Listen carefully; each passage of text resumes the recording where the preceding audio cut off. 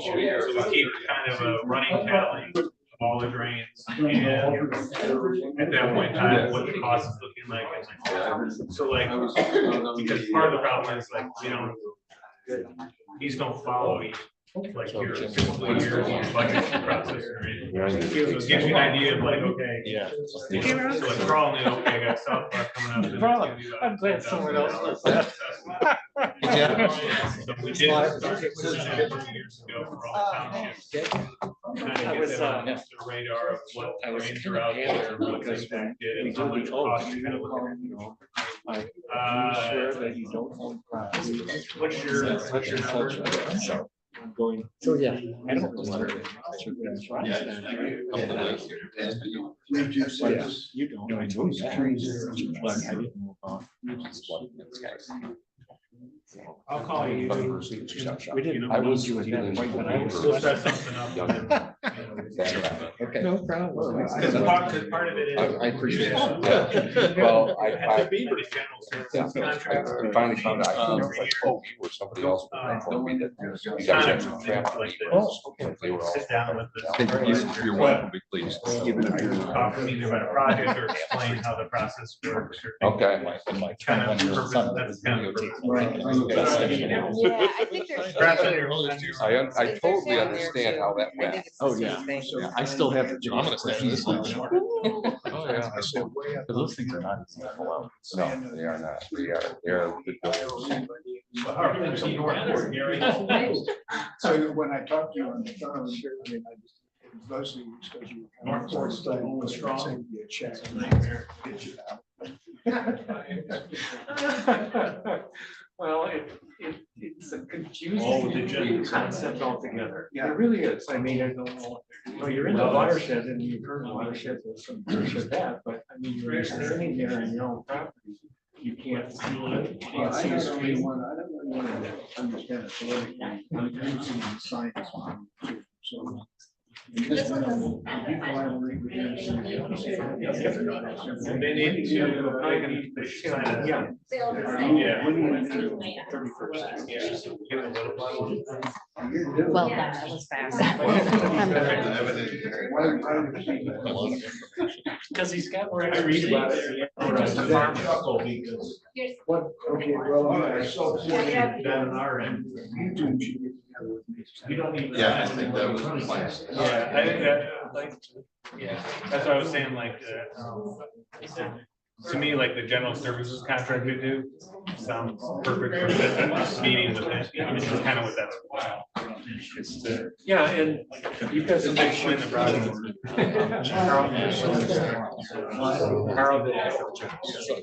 But I did explain, like, we keep a running tally of all the drains and all, you know, we've got what we think the portion should be the cost or how much the town should be. So like we would give that to Carl so he knew so that he could start planning. I think we do your budgets in like March. So we've learned from learn what works, you know. First one we did your Township. Did our budget, we can't pay all of them. So. I just really want to understand how it works out. The whole petitions at the end of the project. Well, these two are. Oh, well, yeah, I mean, quite frankly, after this, and once the board hears it, they're necessary. The entire project goes to the drain commissioner, it's under their scope to the end.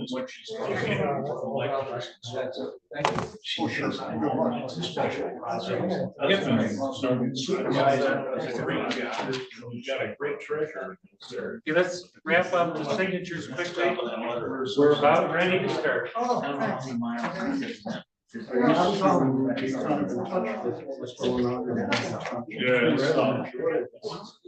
Feel bad.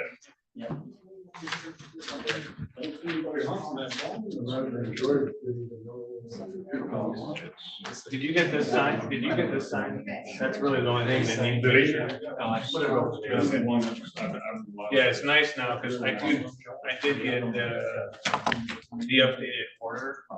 They don't need to sign those. It's kind of nice. They used to have to sign them. I've had BODs where they take off. Oh, yeah. And now it's the order, which is kind of nice.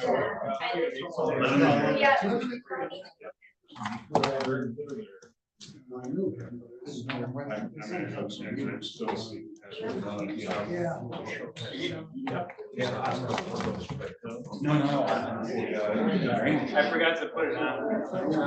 It's not, a lot of people don't do it, I just kind of like it. 'Cause I don't know. Formalize it. I just like it because it formalizes that. But don't they do it at the VOC? Yeah. That's the only reason why. Sure. Okay. Okay, let's kick this off.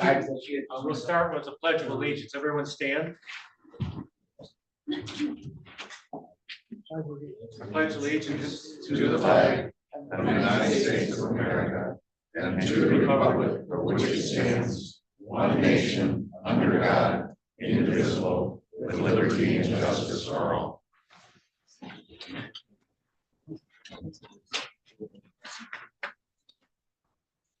Introductions, Board of Determination members.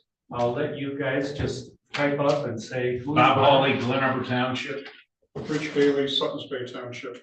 Gary Frederickson, North Leelanau Township, North Park. That is our place of residence. We do not represent the townships, by the way. Right. We are all were township members, so. Officials, yes. A very experienced group. Were. Were. I'm the Drain Commissioner, Steve Christensen. The newly elected Drain Commissioner, Tim Onan. Engineer Brian Sensi, Engineer Leah Moreno. GEI, I feel very fortunate to have bumped into these guys. I did get Brian's number and name from another drain commission downstate, and I'm just so lucky to have done that. He just fills in all the gaps, and it's a blessing to have him on board.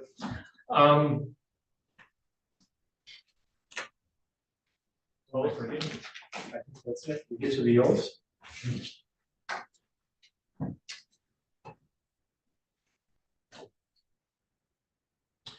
Okay.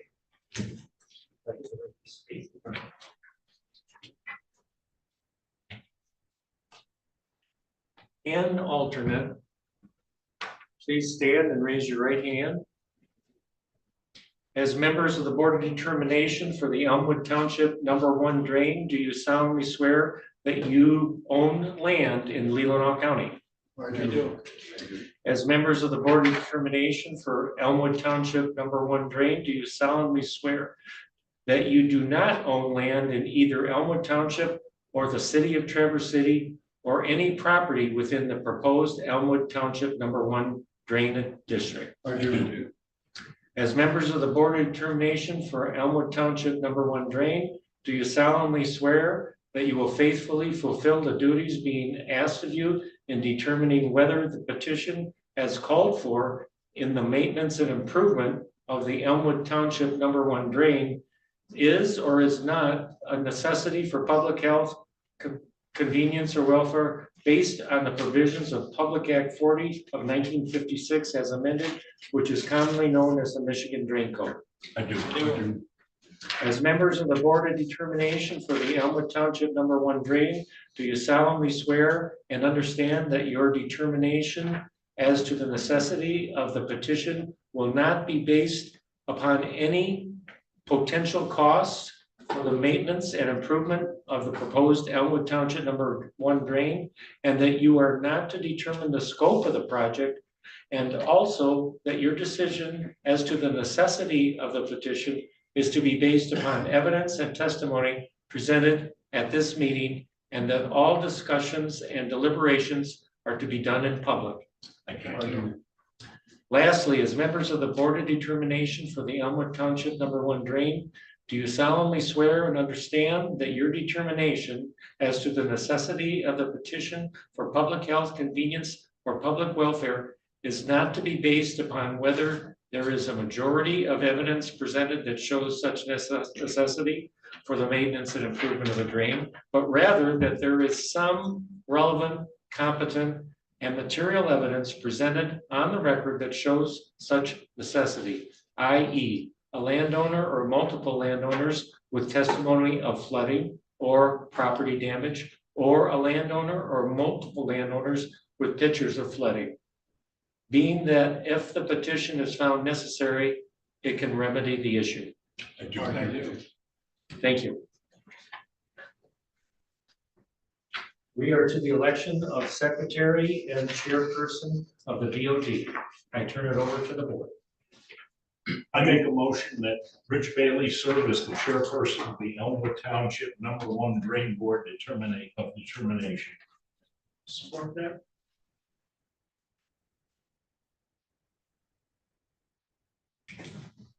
Any other discussion? All in favor? Aye. I hereby make a motion that I'm going to do Bob Hawley this time, Bob. That Bob Hawley be named as the secretary of the Elmwood Township #1 Drain Board determination. Any discussion? All in favor? Aye. I make a motion that public comment should be limited to 3 minutes per person, and that individuals who have not provided testimony or public comment will be heard prior to individuals who have already provided public comment the first time. Thank you. Other discussion? There being none, all in favor? Aye. Aye.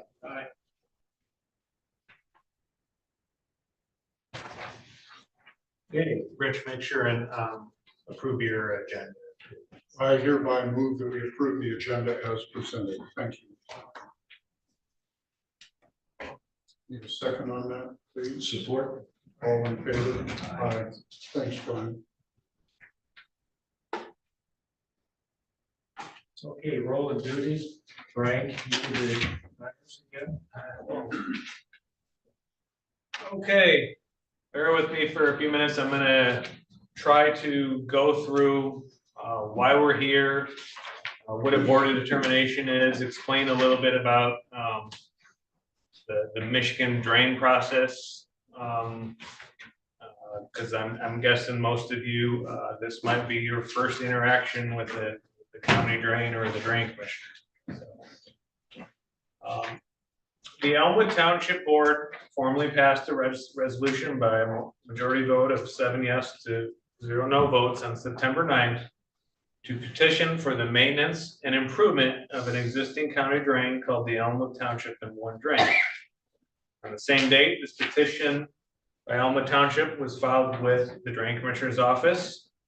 And under the provisions of the Michigan Drain Code, real quickly, the Michigan Drain Code is basically the law that all drain commissioners in the state operate and administer their roles and duties underneath. So it's Public Act 40 of 1956. I say it's somewhat archaic. It has been updated very few times, and there have been basically no substantial updates to it since 1956. The general premise is that when there's a drainage problem, the law recognizes that by and large, usually it's only a couple people that are impacted or affected from a drainage issue, and that the majority of people are high and dry, have no flooding, have no ponding, don't want the project. But the law is basically written to protect the couple people and actually gives them more rights than the 90 or 95% of people that have no issues. If it was based on a majority vote, there probably would be no projects ever done in the state as far as drain projects. I've only encountered 3 or 4 where I had the majority of people here that wanted something done. You know, usually it's only a couple people and everyone else doesn't. So just to give you some background on that. The drain code requires that once a petition is received by the drain commissioner, he is legally obligated to appoint the board of determination to essentially have this hearing. So what we're here for today, he's essentially following that drain code, the law. He received a petition from Elmwood for maintenance and improvement on the drain. And he now has to convene this board of determination so that they can determine necessity of the maintenance and improvement. The board of determination is composed of 3 disinterested property owners who are residents of the county, but do not live in or have property interests in the drainage districts or in the townships or municipalities within the drainage district. In this case, Elmwood Township or Traverse City. Drain commissioner is not part of the drain commissioner is not part of the board of determination and has no role, influence, or makes no decision in the meeting.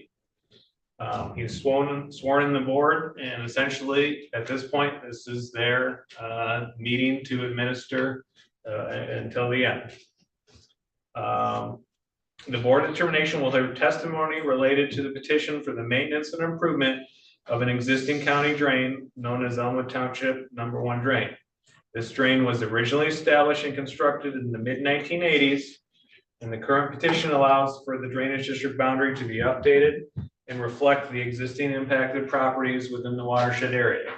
Side note, through a lot of history, this is really why drain, because of this drain, and in the mid-1980s, this is really why Leelanau County has an elected drain commissioner. Before then, they did not have an elected drain commissioner. I think the road commission, someone from the road commission served as the drain commissioner, which is in counties under population 10,000, usually in the UP, that's essentially, there isn't an elected drain commissioner, it's someone from the road commission. But in the mid-80s, there was a big issue related to the mobile, what's the oil? Marathon? Marathon, related to that. And that's essentially why the DNR basically said, look, you need a drain commissioner because this is a much bigger issue impacting a lot of properties than just one particular property. Just as kind of a side note. Board of determination will hear testimony related to the petition for maintenance and improvement. After public testimony, the board will then decide whether the maintenance improvement of the existing county drain is necessary and conducive to the public health, convenience, or welfare for any of the lands within the drain district. The drain commissioner and the engineer will stay for the meeting, but we have no role in the decision or whether a project is necessary or not. We do not necessarily support or oppose the project. That is solely within the discretion of the board and solely their decision. I will be here to answer any questions as well as Steve, and I will also prevent informational presentation regarding the existing drain. Under the drain code, once the drain commissioner receives a petition, he is to hire a competent engineer or surveyor. I like how I have to be competent. Steve's the surveyor, the new drain, Steve, Tim, the new drain commissioner is the surveyor, so any surveyor will do, but I need a competent engineer. So. To essentially review the system and present at this board of determination. At this meeting, only the decision will be rendered is whether the petition for maintenance and improvement is necessary or not. Essentially, are they given evidence that there's a problem, or are they not given any evidence there's a problem and the drain the petition is not necessary? Regarding the necessity of the drain petition, the word any is critical because it's important to understand that the drain code is set up, like I said earlier, to protect the rights of the impacted or encumbered landowners within a district.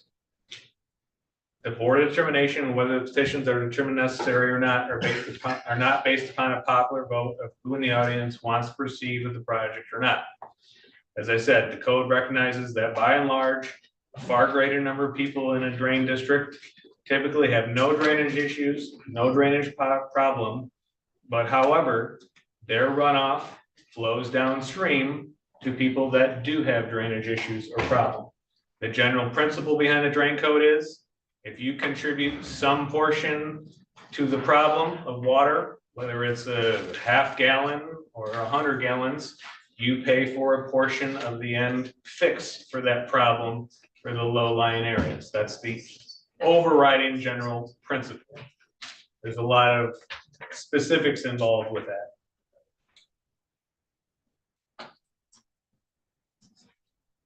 This is why the drain code is considered a minority protection law, meaning the rights of only a few number of landowners within a district, which could be just even one landowner, are equally or more important those in the drainage district.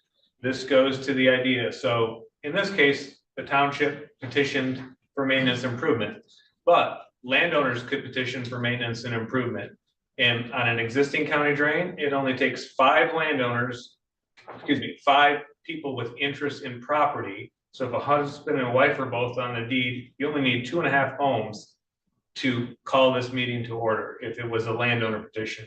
In this case, we went to the township because of the specifics of the issue.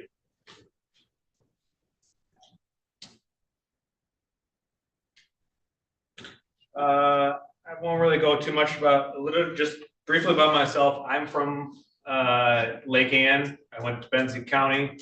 I've been working with Steve in Leelanau County since 2018 on several new drains that they've had established and drain projects. I would encourage everyone, we last year completed a project called the Lake Bluffs Drain, which is in Solon Township, just on Fouch Road on the south end of Lake Leelanau. And that project was voted by the Drain Commissioner Association as like the project of the year last year. So it was the first project that Steve had done, the first project we had worked on with Steve. So the work was recognized by all the drain commissioners as being a very good project, very cost effective. And in the end, it was about 30 some properties in the subdivision, and all of their home values went up between 30 and 35% at the end of the job because of the improvements made to the drainage into the road. So I've done about 115 of these boards, only had 3 ever turned down. I gave this example at the last meeting, but example of one I had turned down was down in St. Joe County many years ago. It was an old drain, hadn't been touched, but it outletted into the St. Joe River. A guy bought a brand new pontoon boat.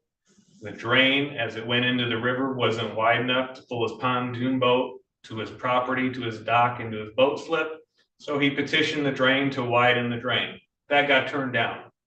There wasn't a necessity for that. It wasn't because of public health, convenience, or welfare. So the board voted it down. By and large, if they are given evidence that there's an issue, based on the law, they are to determine it necessary. So it's a very low bar that they have to overcome in regards to making their decision.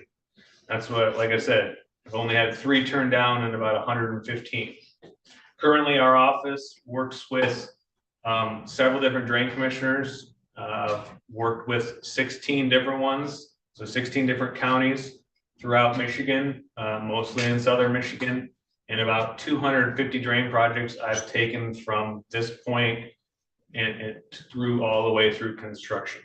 So for about 25 years, this is for the most part all that I work on is county drain projects. It's a very specific field that's unlike other civil engineering fields, like, you know, working for Traverse City and doing a water main project, for example.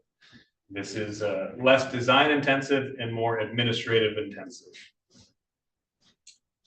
Now that I've told you what this meeting is about, let me tell you what it's not about. The board only determines whether the project is necessary or not. Based upon a practical reading of the code, at a board determination, the board would normally determine that a petition project is necessary if they hear testimony from landowners about flooding or drainage problems, flooded basements, standing water,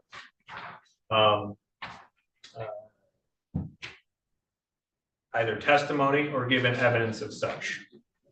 So, a common scenario in which a board would normally determine a project necessary is if it hears from residents coming up and saying, hey, after rain events, my property is flooded and it flooded my basement. That would be a very common thing that we hear at these type of meetings. And in those situations, the board would say, hey, that's evidence that there's a problem. And they would typically vote for necessity regarding that petition.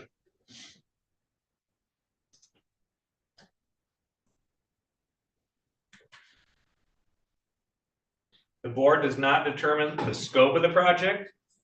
So they're not here, and I'm also not here, and Steve's not here to say, hey, this is what we're gonna do. We don't actually know entirely what is going to be done at this point. We know about a particular issue associated, and that's why the petition, but a big part of these things is, you know, it's a very large district. There may be other things in the district that need to be looked at or potentially addressed. So they don't decide, the board doesn't decide what gets done, who pays what, the end assessment amounts, or anything like that, whether your property is going to be impacted or not. They're solely here to determine, basically, is there a problem or is there not a problem? The good thing is the drain code is filled with a lot of protections, and some of these items will be addressed at meetings that you'll be notified of later, specifically the assessment and the apportionment. There's a hearing at the end, which all the apportionments and the methodology for how they were determined are laid out and presented to everyone. You have a day of review, it's called, an opportunity to come in and talk to the drain commissioner and myself about your apportionment, how we determined it, and it can change after that. If you make a very compelling argument about something, or, you know, you live out there and say, hey, my water doesn't go here, it goes here, or anything like that. Many times we change the apportionments on those days of review. So that is at a later date regarding the cost, and you will be notified of that. A quick thing, we over-noticed for this meeting. So some of you here may actually not be in that orange boundary there. You may be just outside of it. The reason we do that is for the exact reason we don't know what the end project may be. So we don't essentially know entirely what the district may be. I'll give an example, but like, let's say, you know, way up here, there's an issue that's just outside the district here. That is a big flooding problem that someone wants us to look at and address. Well, if we didn't notify them of this meeting, we can't assess them at the end. It's the same idea of no taxation without representation. That's actually why you elect a drain commissioner, because they have the ability to assess you for improvements. But so that's why we over notice. And did we do like 500 feet on this one? So we over noticed like 500 feet from this line. So we took it and offset it. So there may be people up here that aren't in the district that we're proposing, but we're notified of this meeting. That doesn't mean that you'll be out of the district at the end.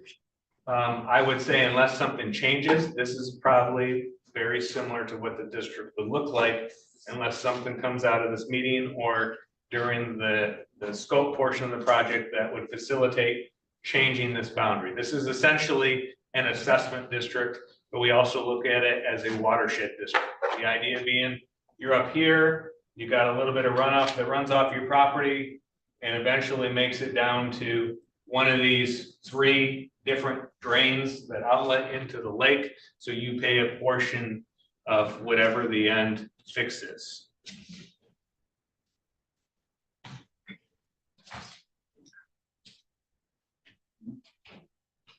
Apportionments of properties are based upon the principle of, and this is a direct quote from the law, benefits derived. Apportionments to municipalities or at-large entities, in this case Elmwood Township, MDOT, Traverse City, and the County of Leelanau are based upon benefits to public health. And for MDOT and for the road commission, they're based upon benefits associated with their roads, essentially their right-of-way area. They pay at a higher rate because their right-of-way is more impervious typically because of the paved roads and the shoulder and sidewalks and things like that than an average acre of land on someone's house. for the lawn and such. So they kind of pay based upon a different reasoning. If there is no necessity that the board determines, then there is no project and there can be no new petition for another year. On the other hand, if the board does determine that a project is necessary, we will prepare and enter a document called the order of necessity of determination by the board. And that will get actually published in paper and then sent out to the 4 at-large entities in the district. In my presentation, I will summarize a little bit regarding apportionments and how they are done. Regarding this project, we have had significant conversations with MDOT regarding it. There are kind of 2 central issues in relationship to this petition. One is along M22 south of Carter Road, and then the other 2 are basically 2 crossings on Carter Road that the road commission has kind of done some upfront work on.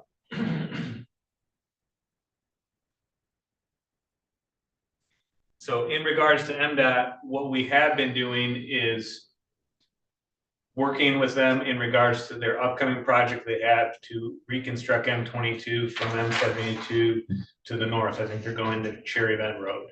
So there's utilities that they're redoing the sidewalk.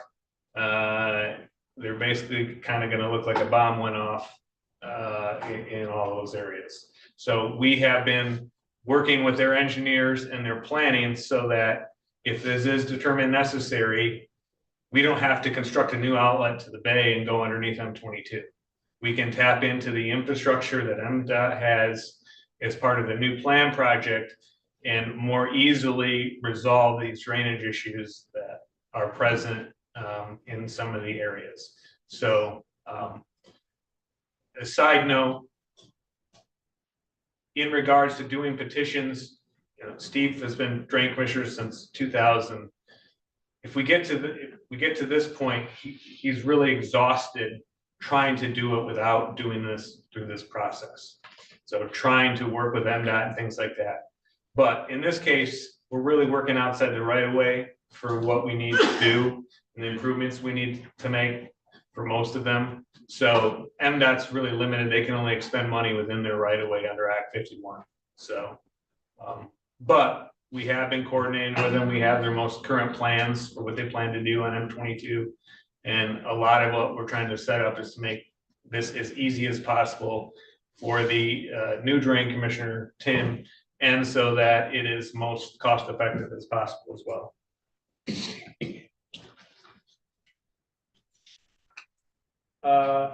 I'll read this at the end, but anyone aggrieved by the board's decision, whether they determine it necessary or not,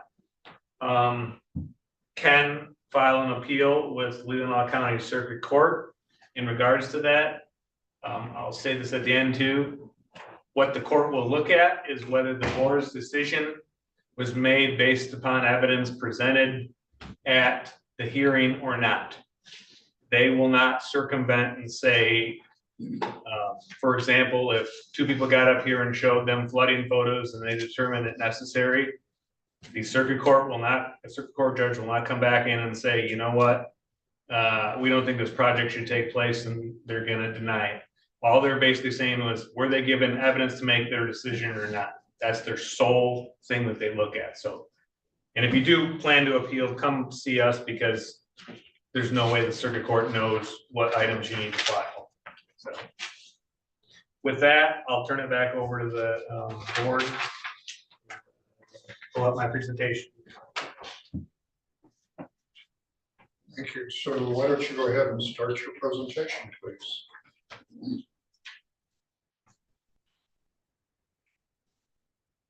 Have a video presentation again.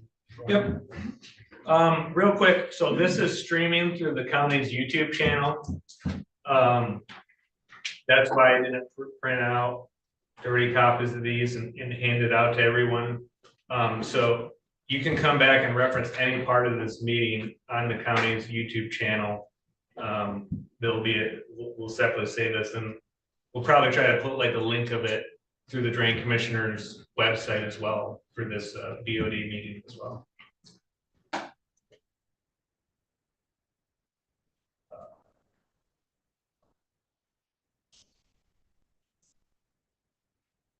Steve, can you go get?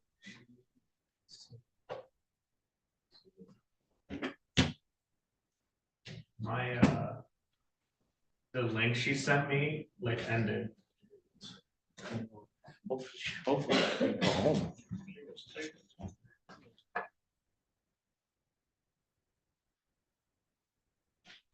So maybe we should. Yeah. maybe.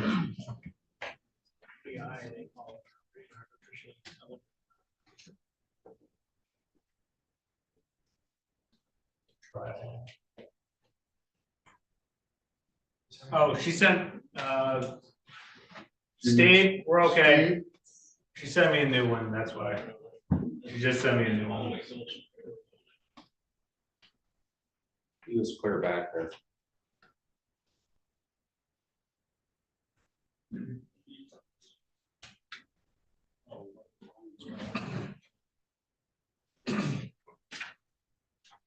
We're good. She just sent me a new link. So. Okay.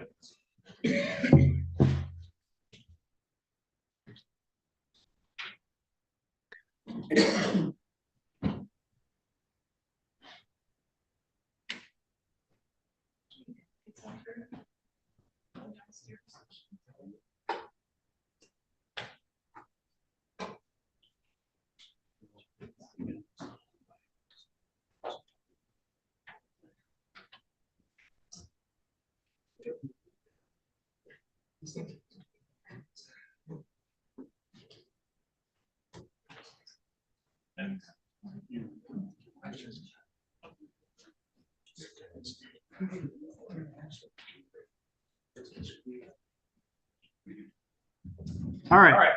So we should. All right.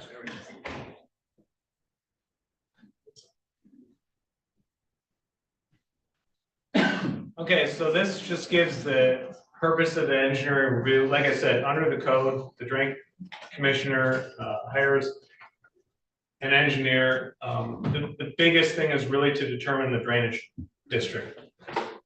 The original district is, when it was set up in '85, is much smaller than what you see in the orange boundary.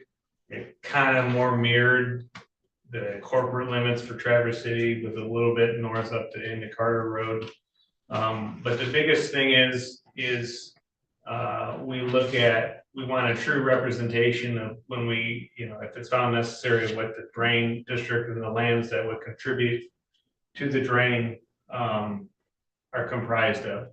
So we review the district, which is the biggest item, and then we look at different issues or drainage issues in the field that we know of and try to document those items. What is not reviewed is we don't come up with like a design, a scope. We aren't presenting solutions or options or estimated costs here. The reason why, there is no project until this board determines that it's necessary at this meeting. They determine it's not necessary, all of that will be done for waste, and the residents will still pay for it. So that kind of seems like a waste of money to me. So that's why we don't come in with answers and say, here's what we're gonna do, here's how much it's gonna cost.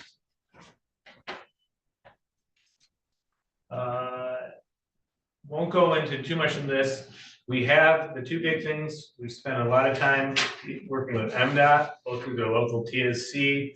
And then in Lansing, there is a drainage division. They liaison with the drain commissioners and work a lot with the drain commissioners, and we work a lot with them. The drainage division of MDOT is essentially the people that pay their assessments. Like the TSC doesn't pay their assessment. So we look at a lot of existing information, and then we did meet with the road commission because two of the culverts under Carter Road were initially established in the mid-'80s as part of the drain. The county road commission has looked at replacing those. I believe they've already gone through the permitting on them, which is nice. So we are looking at replacing those culverts if this is found necessary as part of it. But it may be something where the road commission actually does the work in lieu of an assessment, for example. You know, we buy the material, the pipe, and they install it. That's kind of something we've worked on with other county road commissions on drain projects. The end goal is of this, if it's found necessary, is to resolve any of the issues in the district in the most cost-effective manner possible. I've never encountered a drain commissioner that enjoys assessing people. Essentially, an assessment is a special tax assessment. None of your county or township taxes that you pay every year go to anything associated with drainage. Drainage is based on whether it's been gone through this process and been established as a county drain or not. So there's a lot of drains that aren't county drains out there. And most of them in Leelanau are not county drains. They simply exist and they are privately owned, not publicly owned. Same thing in Grand Traverse County. There's actually not that many county drains. Most drain infrastructure is not a county drain, it has to go through this formal process to establish it as a county drain. So on the map to the right, you'll see the orange is the proposed drainage district. The yellow is the corporate limits. I'll be frank and candid with everybody. There is a small portion of the district that does drain into this, that is in Grand Traverse County, but we have excluded that for a specific reason. One, it's not a ton of land. It's actually in this area right here. So we see the dash red line where we cut it off. And two, when a drain crosses county lines, it is then called an inter-county drain, and this process gets a lot more costly and complex. So instead of one drain commissioner in charge of everything, you have the Grand Traverse Drain Commissioner, Leelanau Drain Commissioner, and then a representative from the Department of Ag would all serve on this 3-person board, and they're essentially the drain commissioner for this particular drain. So the benefit of including 15 acres certainly outweighs the additional cost we would see if we made this inter-county drain. So total size is a little over 900 acres, plus or minus 500 properties in the district. We've got about 178 that are within the corporate limits of the Traverse City, and the remaining portions are within Elmwood Township. We have it lists 3 entities. There's Elmwood Township. Leelanau County is included as a subset. The Road Commission is an entity under the county that is apportioned. And then MDOT as well is one of the at-large entities. I'll explain what that is. So this district, for simplicity terms, let's say the M project is $100 for a cost, which is not going to be. But Traverse City too. Right. The Traverse City is included. So let's say the M project is $100. There are 2 separate entities, the at-larges, which are Elmwood Township, Traverse City, MDOT, Leelanau County, and the Leelanau County Road Commission. Those are the at-larges. They pay based upon a different methodology than the residents. So all the 500 properties in the district pay. So let's say the split was 70-30. 70% went to the properties, 30% went to the at-larges. So the 500 properties would pay, you know, their portion of that $70 of the total end cost. So that's kind of how the assessments are done. You know, as I explained in the initial part, properties are based upon benefits derived. What we basically look at is a couple of things. Who's, you know, if someone is flooded and they're low-lying property, they will probably pay the higher end of the cost, the majority cost, because they benefit more from an issue. But we take into consideration things like the amount of imperviousness on your land. Is it a fallow field that is not improved? Or is it, a subdivision with a private road that's been paved and, large houses on little quarter-acre lots? They are gonna pay at a higher rate, more likely, than someone that has, the same size house on a 1-acre lot, because they're, generating, a higher rate on the smaller lots of runoff per acre. We look at proximity to the issue too. If someone's at the very west end of where the district is at, so way up here, as opposed to someone down near M22 near the flooded area, the people on the very far end are probably going to pay the smallest portion or the smallest percentage of the overall cost. A good example of how we handle apportionments, we did a project called in Empire called the South Bar Lake Drain, where we installed a new lake level control structure and an outlet into Lake Michigan from South Bar Lake to Lake Michigan this past year. About a 3,000 acre district. We kind of worked it so that 20-acre property 2 miles away, way up on Benzonia Trail, paid about the same rate as a quarter-acre lot in the village. So we didn't just hit people because they owned a big 40-acre piece of land. So we kind of take all that into consideration. The drain commissioner does in determining their apportionments. So I did want to explain a little bit about the assessment, even though that's doesn't anything to do with what they're here for or we're here for today. The next slide, so the existing drain route and course.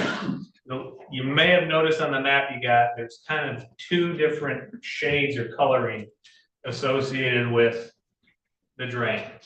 So when you go through the process of establishing a county drain, the drain commissioner has to have essentially easement or right of way over any portions of the drain outside of road right of way. If they don't have any ability to reconstruct it, maintain it, access it, anything like that. When this was initially established, the areas in black, which are existing water courses, this goes back to my saying of not all drains are county drains. So here's the ditch in these black dashed areas that drain land, but they never went through that process in the mid-80s of going to these landowners and saying, hey, I would like to get an easement so that this drain outside the road right away can be under my jurisdiction, and I will take care of it and make sure that it's cleaned out, flowing, working as part of it. Any of these black dashed areas now, legally speaking, if there was an issue on it, it would be up to that individual private landowner to have to resolve the issue. So the areas that you see in green are either in the road right away, so these are established as portions of the existing county drain, or I think this is the old Marathon property right here where my cursor's at, this little green section. They actually did get a right of way or an easement over that assigned to the drain commissioner. So that actually is a portion of the county drain.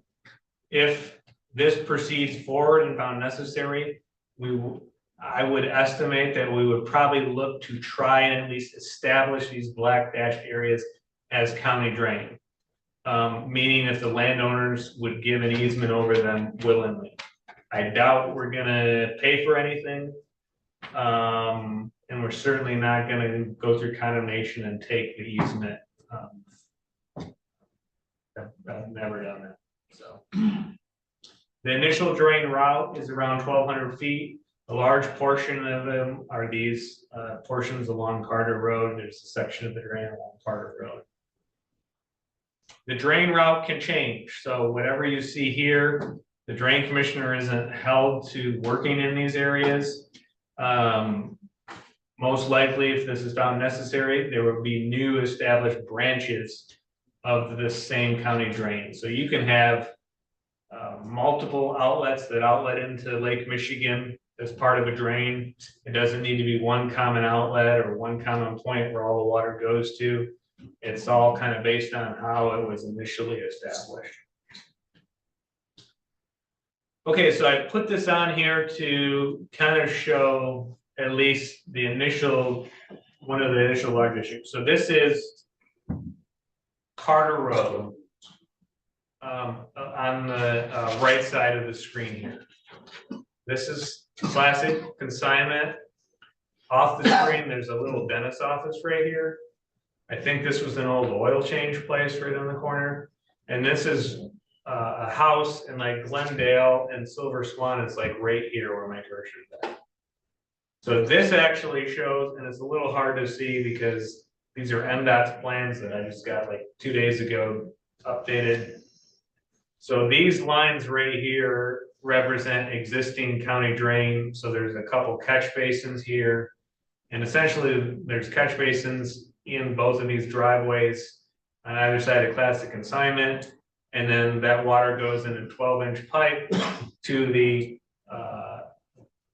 actually I think north is to the right. So it would be on the east side of the road to the bay side of the road.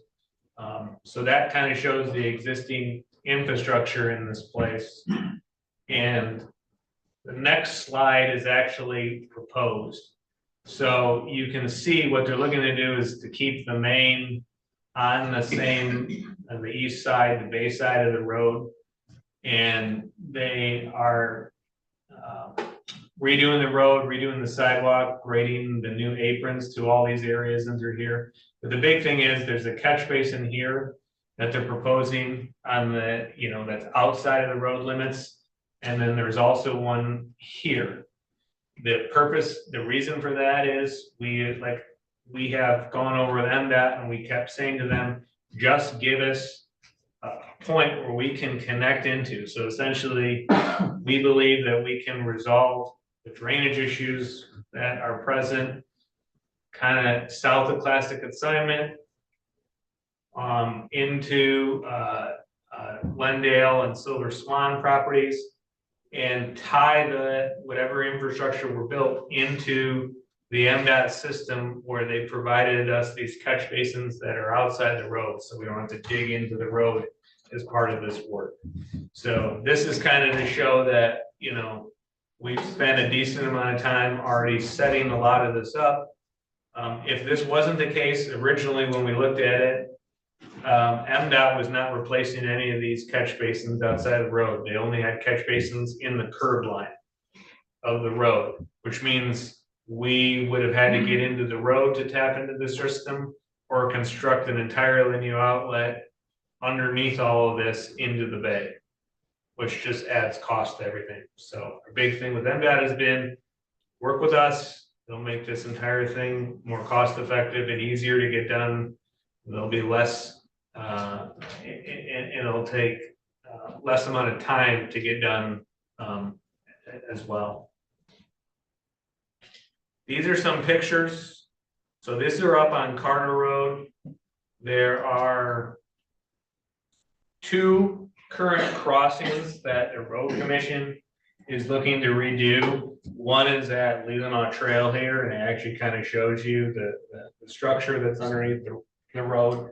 This a little yellow caboose or whatever train car up there is on the north side of the road, of Carter Road, along the Leelanau Trail here, but it's part of this black dashed line that was initially shown as the intended location of the county drain. And then the other one is this crossing that there's kind of a big wetland on this side of the road on the south side of Carter, where they're looking to redo these crossings. Like I said, initially they were going to actually do this work and do these this year. We like to be able to work with the road commission ever possible. So just to give you an idea, for example, in general, and this is most road commissions, they have no problem taking care of their own drainage. What they don't like to do is have to install a giant culvert because a crossing under the road is taking in 500 acres of off-stream or off-site runoff that gets down to their issue. Most road commissions have no problem dealing with their own drainage, routing it, redoing culverts associated with their own drainage. But when it gets to a point where, hey, you know, we've got to do what if it was our crossing, we would have done an 18-inch crossing, and now they've got to do a 3 by 5 foot box culvert. That's where they look at and say, hey, this should really be part of the drain commissioner's project, because we're having to upsize and expend a bunch of extra money that all the residents in the county who,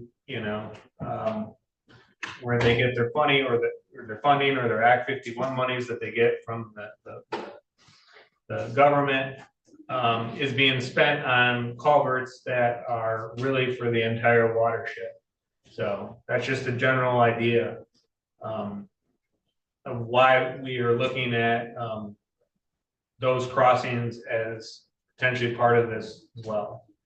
So the main crux of the issue is flooding down in this area. So we're south of Carter Road, we're west of M22.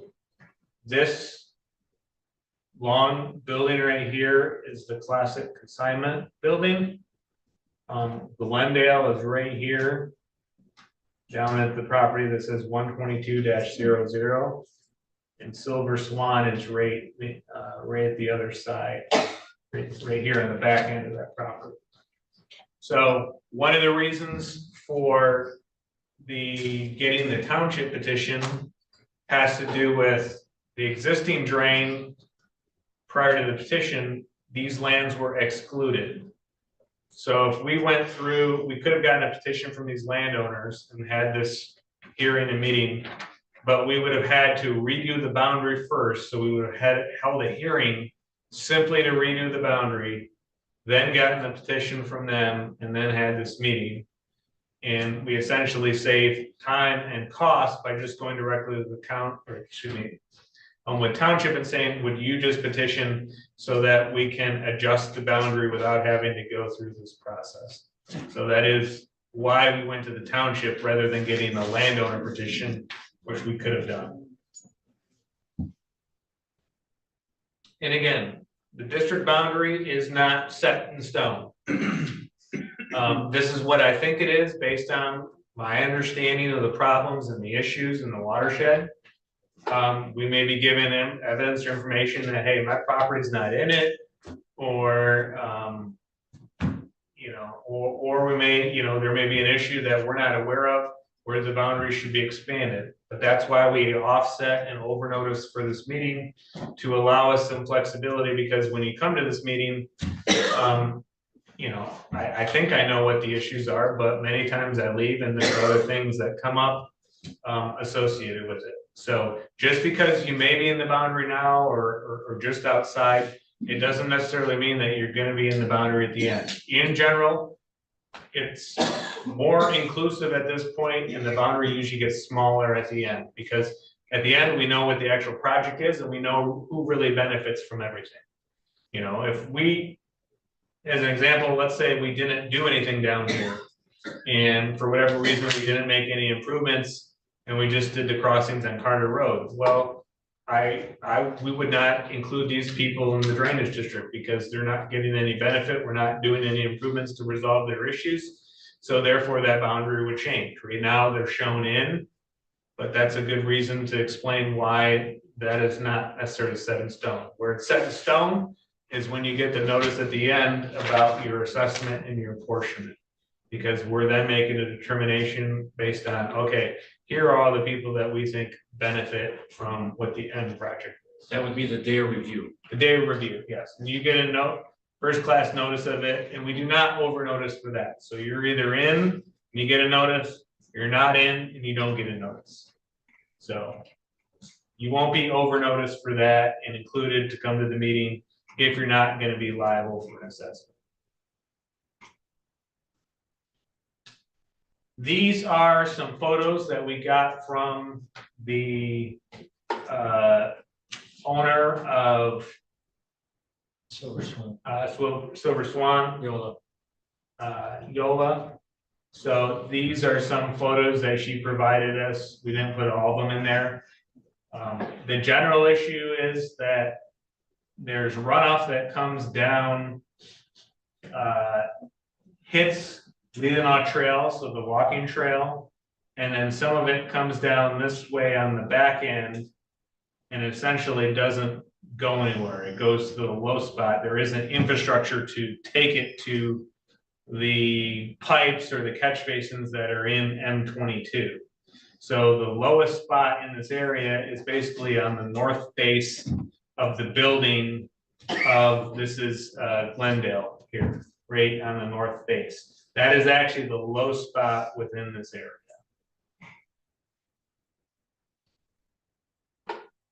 These show some of the photos. So these are those existing catch basins. So this is an existing catch basin.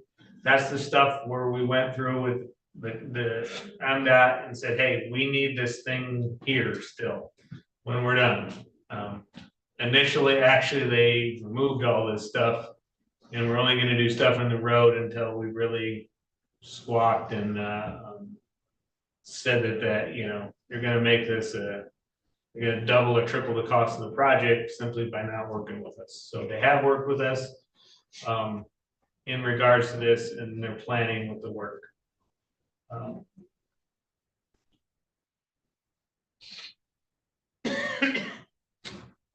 And that is all I have.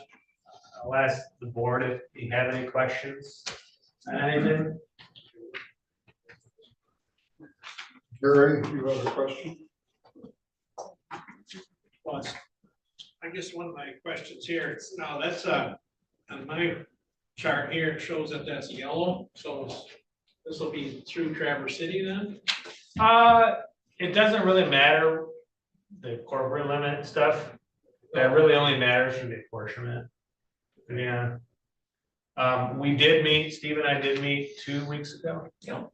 With the city manager, and then there were some other. The engineer was there. And their legal the counsel. attorney was there.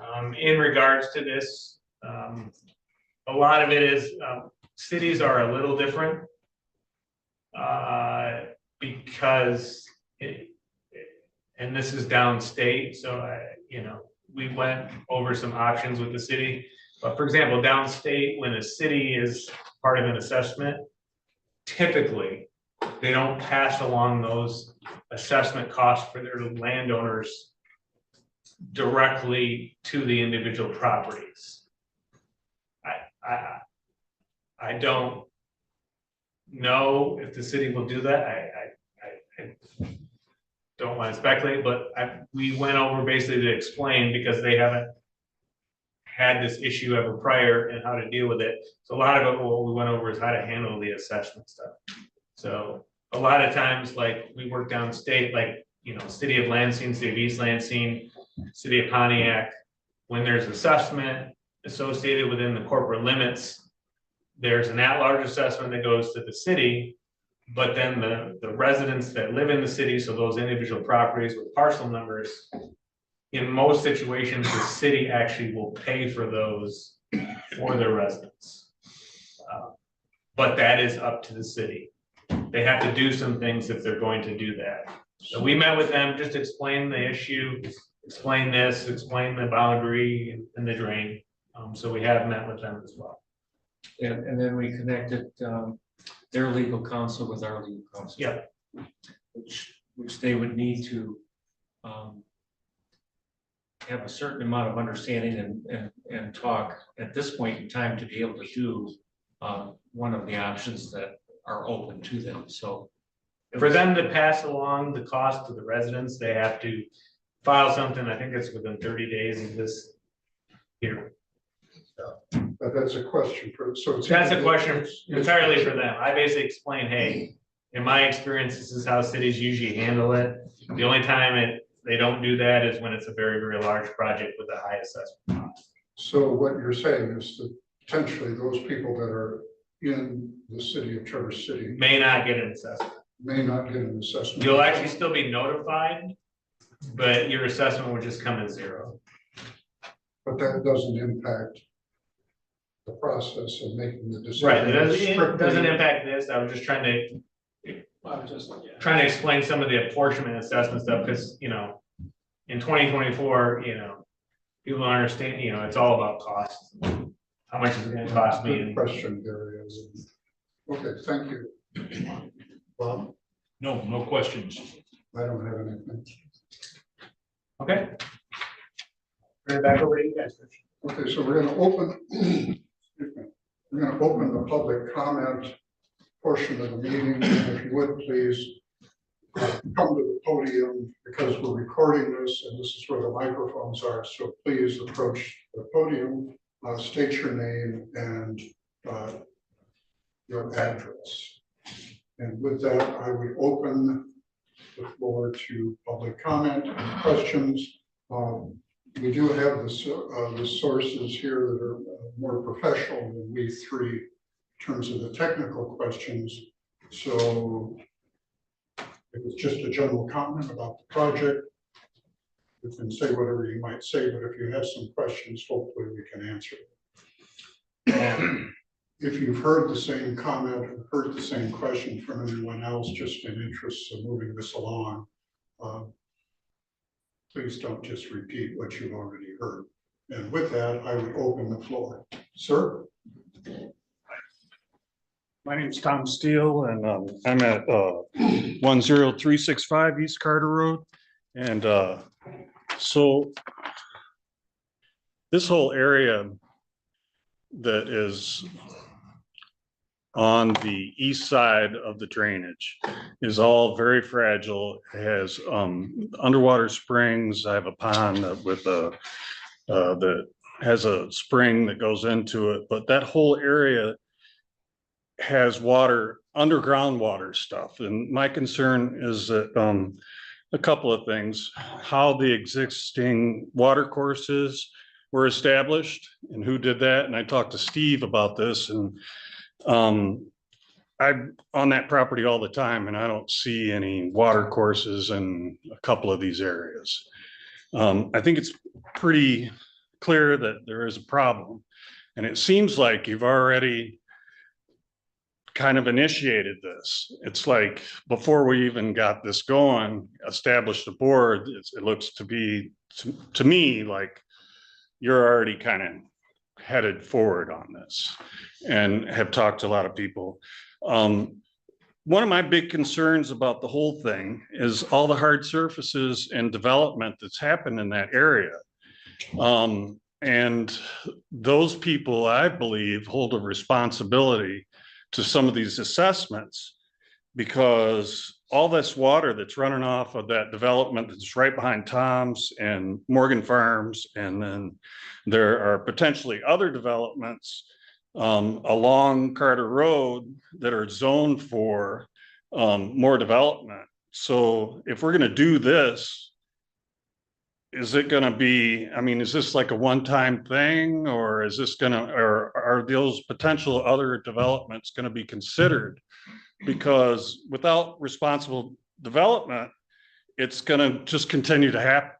And so that's just my comment. And I guess going forward, I think there's a lot of people watching, and if we're going to do this, then let's do it right. So that's my comment. So I will say, in regards to the planning, and it may seem like we have, like, you know, all this self, as I explained, Steve, this is kind of the last resort to come and make a drain or do a drain petition. We try to do it without getting to this point, you know, and so that's why there's been a decent amount of time that we put into trying to maybe do this and get this issue resolved Before the board before we even get to this point. Okay. So when we get to this point, it's basically, we've exhausted trying to do this privately and working with municipalities. And it really is, we're outside the right of way. We're, you know, well, I think there's, I mean, it's obvious there's a need, but right. And going in forward to the planning, I will say this. So the scope is entirely up to the drainage commissioner. One of the things that we do in this process is look at that. Actually, it's one of the reasons for the assessment when you look at public convenience. I said public health, convenience, and welfare. Public convenience is a great example is paving a road and installing utilities so you can install an industrial park.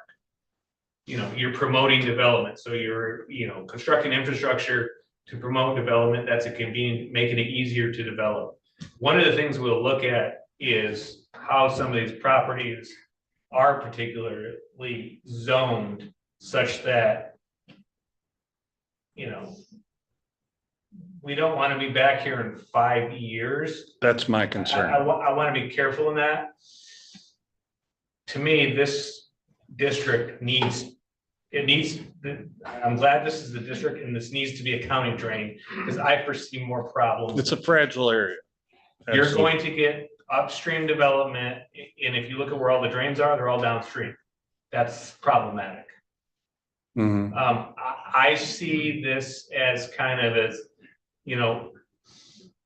establishing the system downstream, and then maybe as there's development upstream, going through a process, and like when someone privately develops a portion of land, they hook in their system into the county drain, and then that system then becomes part of the county drain. They can actually sign that over to the county as part of the development. So to me. Pardon me, yeah. but do they take on the responsibility of cost at that Yes. point?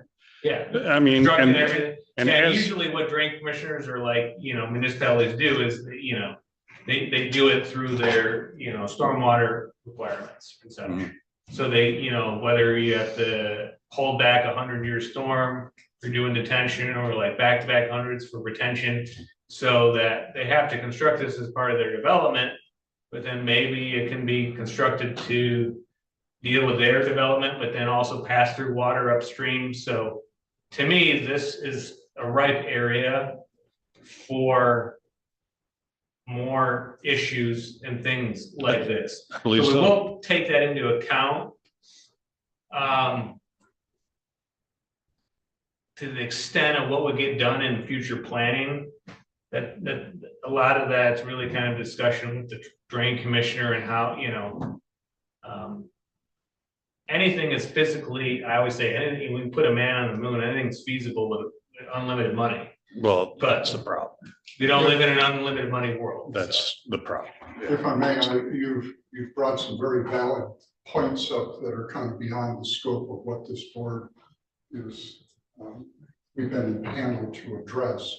With regards to the potential for future problems there, I would say, I think you've got the township supervisor here somewhere. I've talked to him already, yeah. And there's a planning process, and you also, Steve, when there's other roles, or Tim, I'm not sure, but soil erosion, there are eyes on this already, not to diminish your concerns, they're valid, and the amount of, it used to be that we would concern ourselves with a 100-year storm. Well, we're now getting, the design criteria have been expanded because we're now getting bigger rain events. So very, very valid. There's a current problem appears to need addressing. That's our brief tonight. So Sure. thank you. Thank you. And I think it's a result of unresponsible development, and that's exacerbated the problem in that area. That's my comment. So thank you for your time. Sir? Gerald DeGrazia, 11604 Whittington Street in Traverse City, live in Morgan Farms. It appears to me from the photos that you have presented, and also driving by the area probably several times a day, that one of the major issues is the elevation of M22 versus those areas such as Silver Swan, Carter Road itself, the Salon.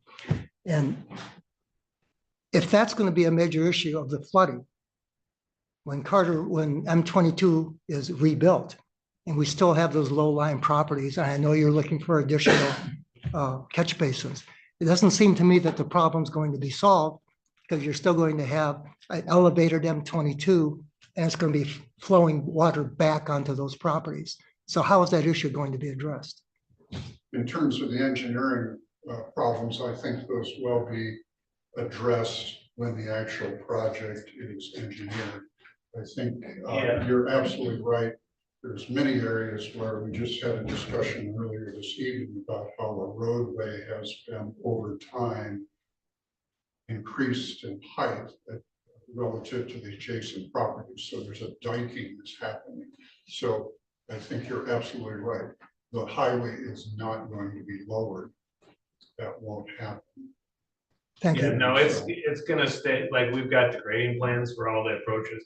Some of the approaches are changing a little bit, but in general, the road's still gonna be high. They can't really lower it 1.5 feet and direct all the water there because of the depth of utilities that they have in through there. Right. But like, if you can see the map right here, so like, here's classic consignment, here's a catch basin. This is their proposed plan.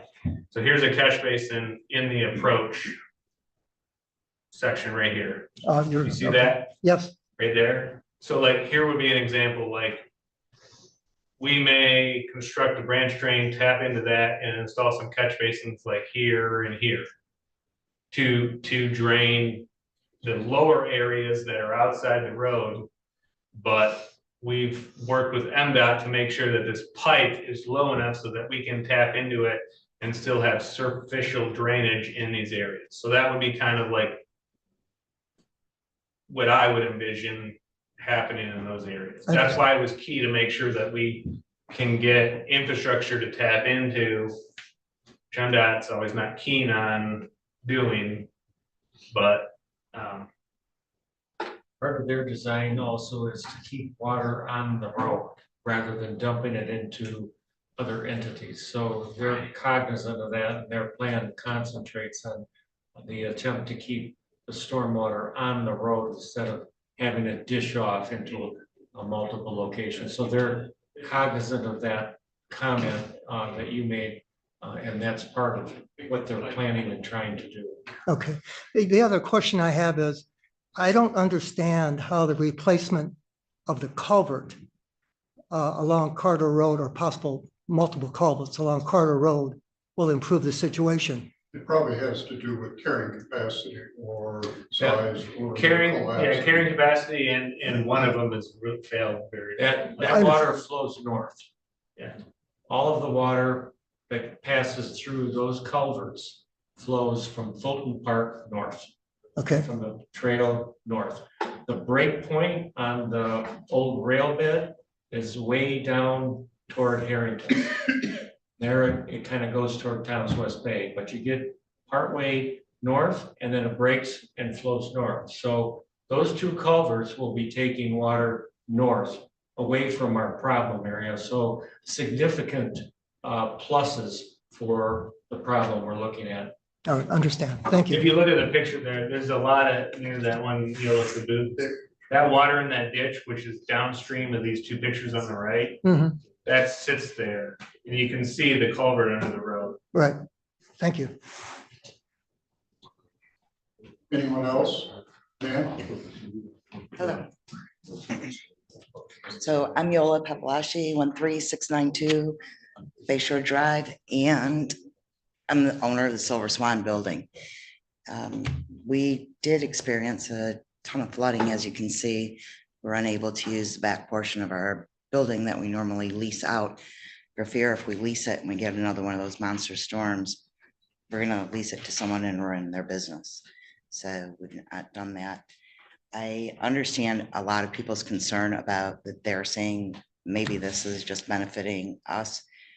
But we're also, that water, the gentleman was just speaking about the water from the road after speaking with MDOT. They tell us that the road is pitched towards the east and that there's a storm drain on that side and it collects the water. The water isn't really coming down our apron to our lot. We don't experience any flooding on the front of our lot. It's all to the west. And I understand the natural flow doctrine and that we take water from higher properties. We kind of question that it's a natural flow or not, and we are in litigation about that portion of if the water would have naturally entered our lot or not, or the Tuckers who are south of us. Mr. Christensen has been wonderful with us ever since we started, and Mr. Shaw trying to help us to understand where the water was coming from. Originally, we thought it was coming across the Tart Trail, but it doesn't seem that there is evidence that it is.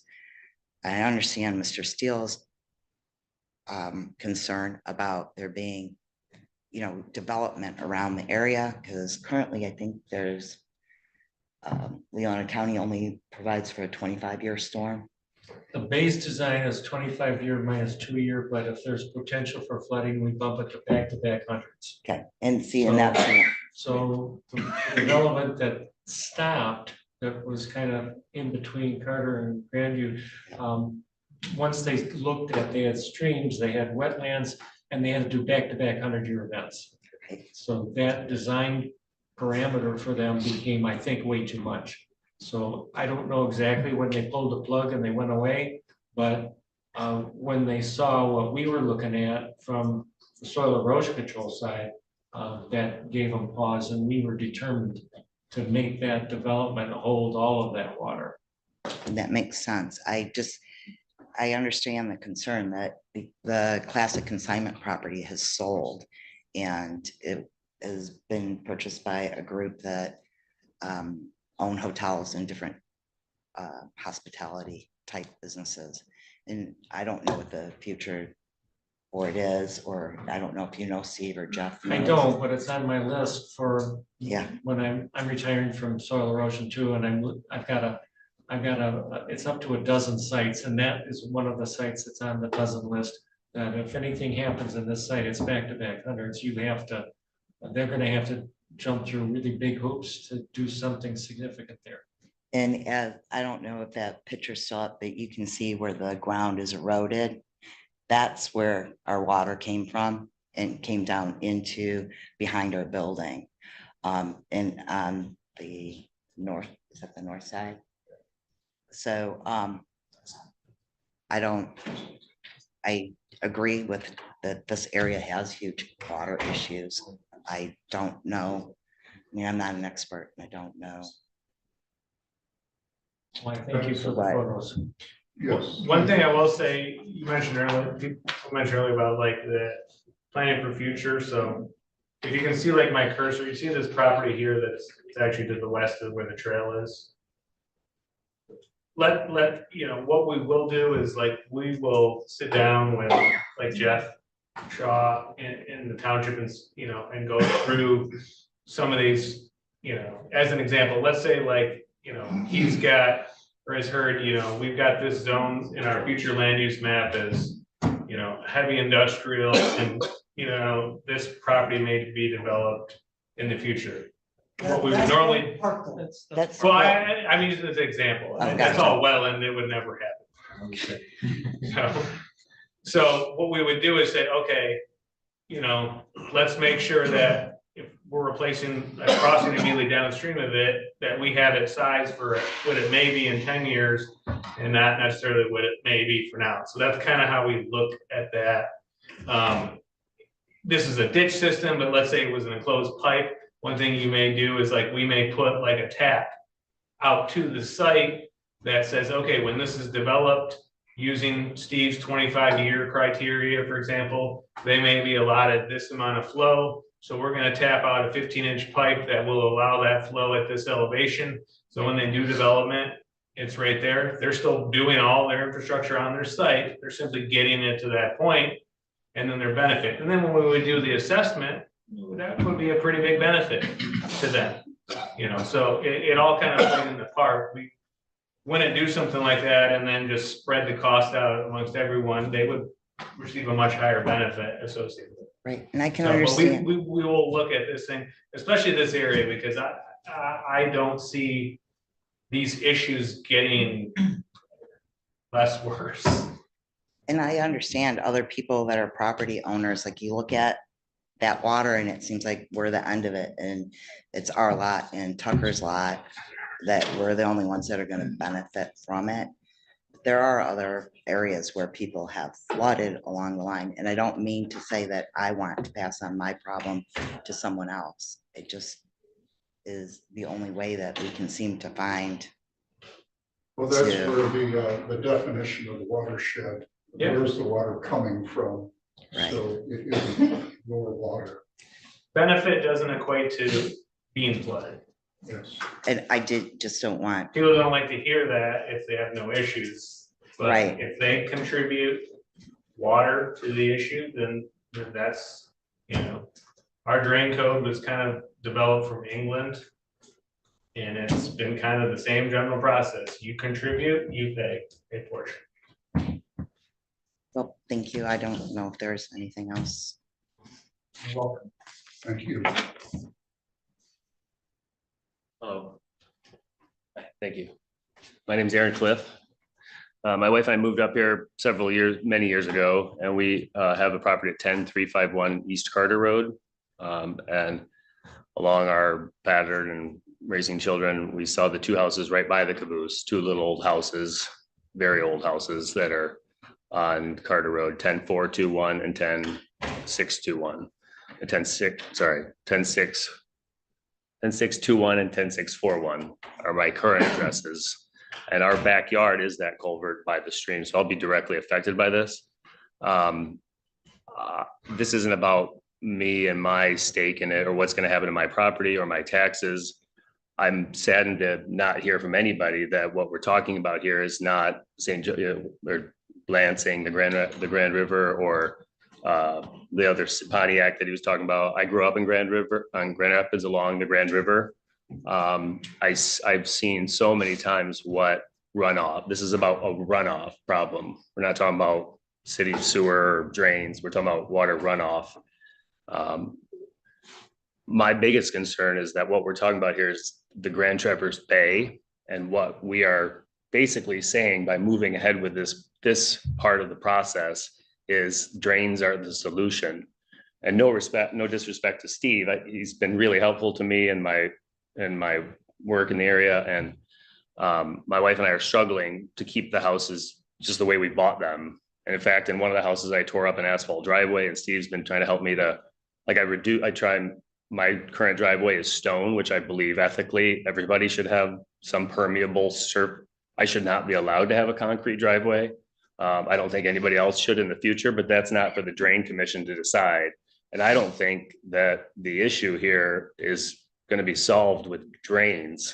And I don't think that the issue for any of these amazing bodies of waters, Brewery Creek, which is a designated trout stream on Grandview Road, those are all going to be impacted, and it's not going to be positively, it'll be negatively. The more runoff we have, we don't get runoff of clean, fresh water. We get runoff of the stuff that we put all over our properties up high on the hill where we have half-acre lots so that we can see over everybody else.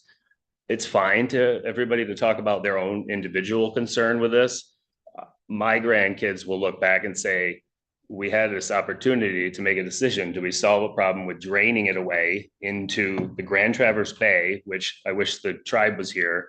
I wish the watershed maybe was here to come up with other solutions, though complex. They're very complex. What I would be wanting to see is that this be a zoning issue, that this be a development issue, that this be taken and looked at in a whole different way than draining it away into the bay, which will result in worse quality of water, worse quality of fishing, worse quality, many things. I don't think the Silver Swan should have to deal with water in their parking lot. I don't think they have to. I think we can fix this problem with intelligence, with common sense, with patience. And I don't think it starts with us just saying, yep, draining is the solution. No disrespect to you, sir. You were very clear and very helpful in explaining this. I lived in England, in Coventry, England, with my wife, and we know those watersheds and what that piping system did over there. And now people live in canal boats on sewage lanes of water where cities have just pushed it all off. It's disgusting. Our whole area is the Leelanau Peninsula. It's the Old Mission Peninsula. This area is why we're here. It's not for me. It's not for my neighbors who I love and don't want to be affected either. But if we are individually all going to try to help be part of the solution, we're just asking to push it away farther to some other generation. And there will be. This is the first meeting of the next meeting of the next meeting. We can't fix it with more drains, because then we're just allowing people to do more individual acts that, and we're talking about nature. If we can't come together on protecting one of the most beautiful areas of this region, which is why our family moved up here and many others, if we don't prioritize nature and the protection of it and how beautiful it is by by insisting that people build responsibly, respectfully, and putting the environment somewhere in the solution has to be involve the environment, not just what we want for the here and now. Because this is why we have drains and nasty water and runoff throughout this country, throughout this world. And if we aren't in Leelanau County able to stop it in one of the most beautiful areas, because we're not willing to put that first, then who's going to? Nobody will have a stream to go get crayfish. And my Leo bikes us down to Brewery Creek and goes look, he loves the fish, and lots of kids do. I'm trying to convince my wife to open up that backyard that I have on Grandview and the Chart Trail so that people can enjoy that. I want everybody to be able, visitors especially, they can enjoy it, but not if we just keep pushing the problem away. I don't know if it's possible to know who else could deal with this. If they said no this year, is there another part of our township or county that can address this issue? Is it too complex to come up with a different solution than just drains? I think Brian had already addressed it. This is, they tried, I understand completely both your passion, but also the point you bring forward. Portion of this is addressing some failed infrastructure. And I think the engineering parameters that they'll bring to it will try and minimize the negative aspects. Enlarging culverts is sometimes beneficial to streams. Culverts are undersized, it actually has a detrimental effect. But we may not be talking about just enlarging culverts. No, and you did hear earlier, Steve mentioned that there was one project where the developer pulled the plug on it because they were going to be required to store all of the water that would be generated off of their roofs, off of their parking lots on site, recognize that they couldn't. So I think there is some of that effort that you're mentioning. Again, it's the points you bring up are well taken. We don't have the brief to deal with them. You do have opportunities within your own township, for instance, to speak to the planning commission to try and impact those things that you're concerned about.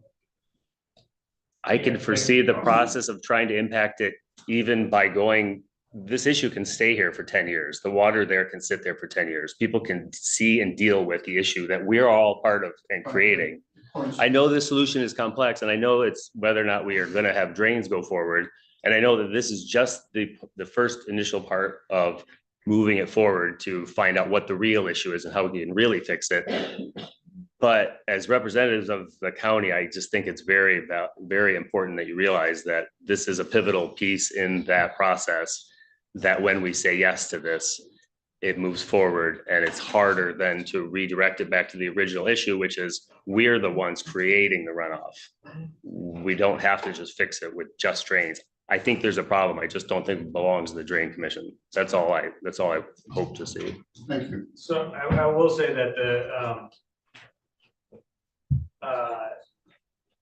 I would say that it's in this position because of zoning.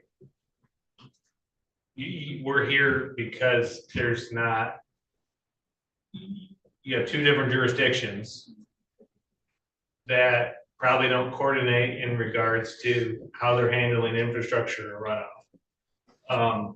You're not going to find a more environmentally conscious firm or Leah and myself are part of our drain group than our drain group at GEI. One of the things, and I didn't really bring it up, but Michigan drainage common law is you can't just push all your problems off onto someone else.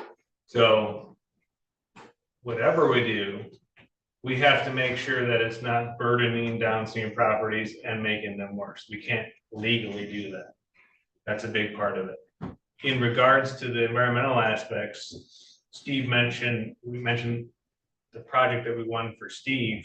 We won 7 of those since 2016. Excuse me, 6 since 2016. They're usually based on they're the best project, so, but the largest part of it is being environmentally conscious and friendly, and what are you doing to promote environmental benefits as part of it? It's usually a huge aspect of what we do. So whether it's constructing wetlands, using wetlands as storage areas or temporary storage areas, or mitigating some of the flashiness flows, we look at all that. And even down to simple things like if you have, especially near the bay, you're gonna install a catch basin, we'll have 3-foot sumps in all the catch basins, so they collect 3 feet worth of sediment in all of them before they just discharge it to the bay. We will most likely have to get and go through and get an Eagle permit on this. They're going to look at all that. What are you doing to mitigate water quality benefits? I brought it up at the last meeting because our solution that we pitched there was to have all subsurface, for the most part, subsurface drainage, which when you drain something underground through perforated pipes, so the water has to come through stuff, you get about a 95% reduction in suspended solids, nitrogen, phosphorus, everything. It's a huge benefit, especially near a water body like this. We will look at that. We can't just push problems onto other people. We have to be able, us as engineers have to be able to say, we're doing this, but it's not essentially just pushing the issue on someone else and making their issue worse. So we do consider that. We do look at that. I would definitely say that we're here because of zoning. When you say we, you mean yourself? This problem is because of zoning. No, I'm saying, but for you to look at and to address it, might you ever conclude that we can reduce runoff, future runoff, or address or reduce? Yeah, but it would be on the individual current property. runoff. It would be on all the individual properties within the district to have to do something to do that. That's my point. To do that, and I don't. And know any properties wanting to step up and pay money to do something like that. That's why there's a drain commission. But in order to prevent future issues from continuing to be a problem, don't we need to do something instead of just addressing it with just a drain? Excuse me, I'm gonna draw this to a close. It's a very interesting discussion. It's a larger societal issue. No dispute on that. It's a little beyond our brief, and as I say, and as Brian points out, it's a zoning issue. You can fix the things that happen in the future. You can't fix all of the things that happened in the past.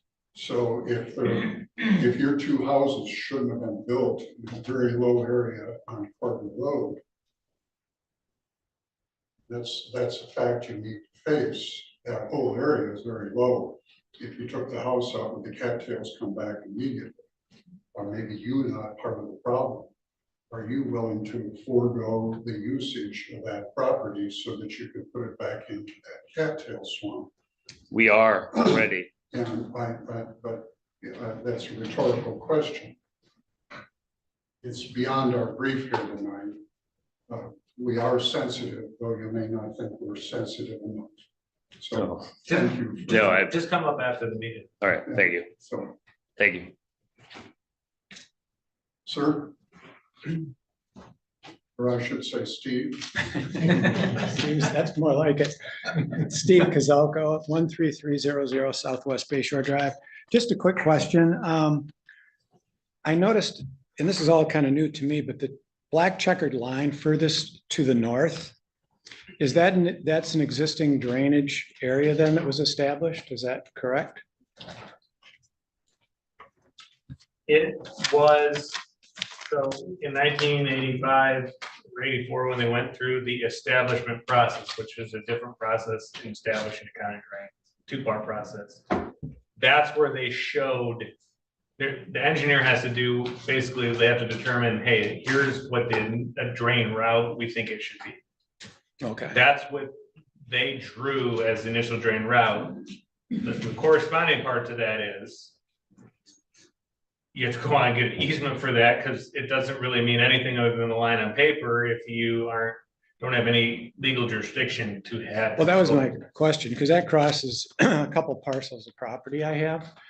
And in the past, we have had flooding where water has actually come back up onto the yards and so forth. So I mean, it hasn't impacted the structures on the property or affected our business, but I can see there is an issue there. And I wasn't sure if that was something that was going to get addressed or not. That was my question. Like I said, my anticipation would be that for those areas that aren't established as county drain yet, we would at least make the attempt, so we would send out like an easement with a letter saying, hey, look, these were initially, these are water courses. The drain commissioner will, if you sign this, will take over jurisdiction, ownership, maintaining it, all that stuff on your property. We're just not gonna force someone to do it. Okay. Even though the drain commissioner can, we don't do that. So at this point, there's nothing planned to redo or put a drain or a catch basin or something in that area then? You may get a correspondence asking for an easement. Right. My guess is you'll get something regarding easement, and then that may precipitate a discussion. Hey, I'm fine with an easement, but I think we need to address this. So that's kind of how it, Process, okay. part of this, I think we need to clean up what was done in 85 because they didn't really finish through with the easement portion of it. Sure. It's kind of the tip of the iceberg. Yeah. And And easements are 99% of we're gonna what takes so long. nibble on this little piece. And like Brian said, I anticipate petitions. And I've had people ask today, how do I proceed? So there are serious problems with flooding in this district. And you just mentioned one. And I've had this be with yours, 4 conversations today with serious flooding problems in this district.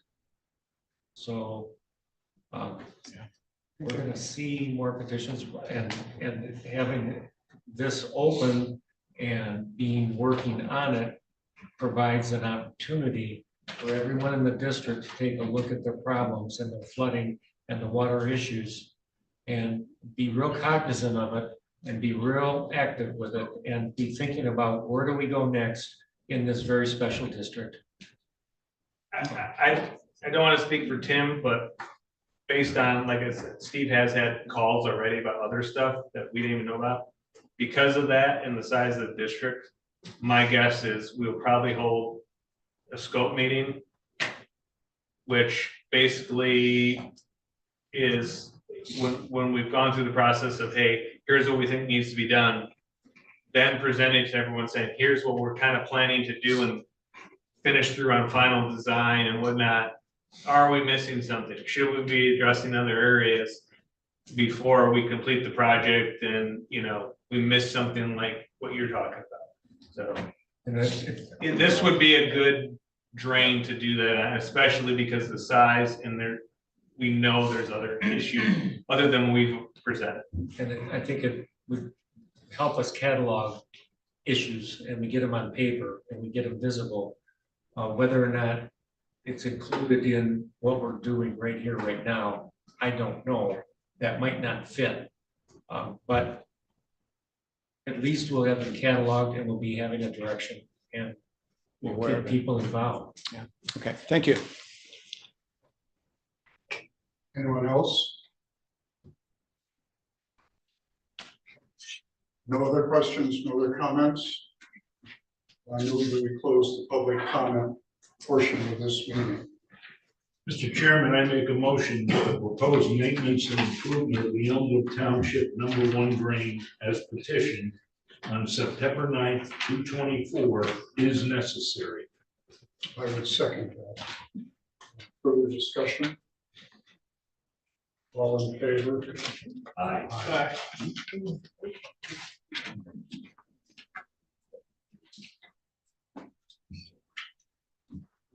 Brian, did you Yeah. want to talk about the appeal process? Yep, I will read through the appeal process just so everyone has it.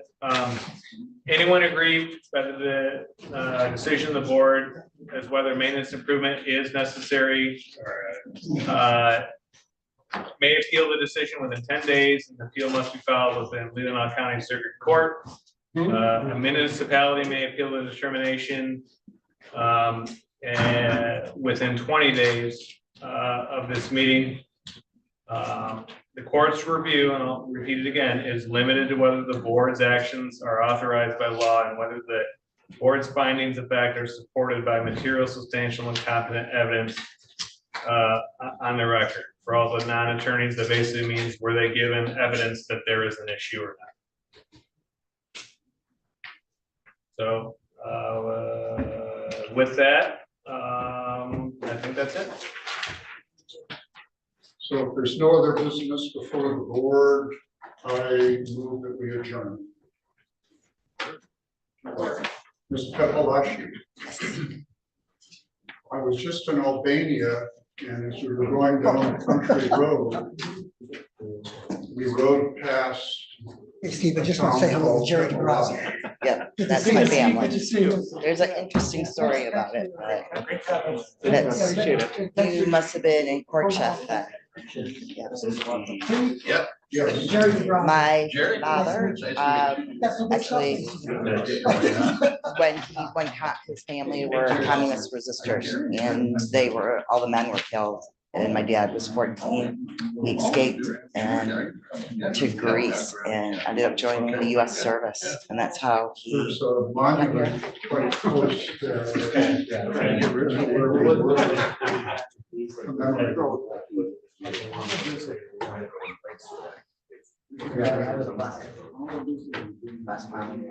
right, Tim, what do you think? Just by the train.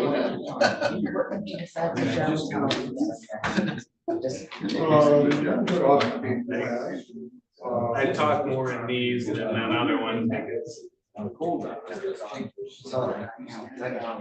That's their biggest thing. good to try and get my layperson explanation and stuff. It's also I don't have the attorney here because My wife just we made don't have that. people answers that Yes. people will understand. Yeah. But yeah, scope meeting is pretty good. So Yeah. those are good. We do those a lot. We've done them on just on South Florida. Steve and I like those too. But basically, I like it because, you know, we got a bid. Say, hey, I don't want to, construction, we're out there digging, and then you're like, well, what about, I need a lead in my property, or I need a, you know, a catch basin here, and so, you know, it just gives us an opportunity to make sure we're not isolated. But I still kind of think people live up, where they're sure. It's a large district. It's interesting, you're like. A lot of good. Didn't know your dad well. You've got like market farms and stuff, individual things that are